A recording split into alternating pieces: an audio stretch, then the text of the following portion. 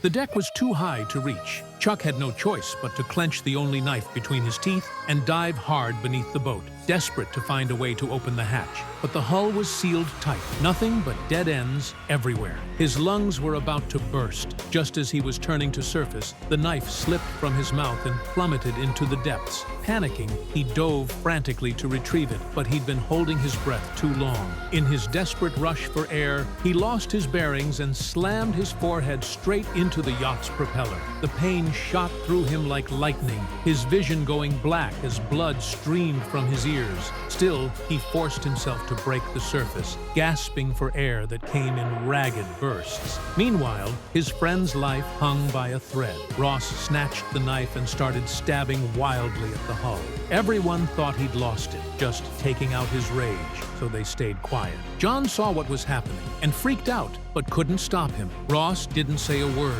just kept swinging that blade over and over. When John saw he was completely out of control, he tackled him. They wrestled on the deck, and in the chaos, the knife twisted and sliced deep into Ross's body. The ocean turned crimson in seconds. John froze. Everyone scrambled to press their clothes against Ross's wound, but it was no use. He'd lost too much blood and was already slipping into unconsciousness. The smell of blood sent Jenny into a panic. She was terrified of sharks. She swam away in blind terror, and by the time someone noticed and went after her, Jenny was already dead. On the other side, Ross couldn't hold on either. He died in his lover's arms. The woman, devastated by the loss of her partner, decided to risk everything. She was going to swim for shore. After saying goodbye to the others, she headed out alone into the open water.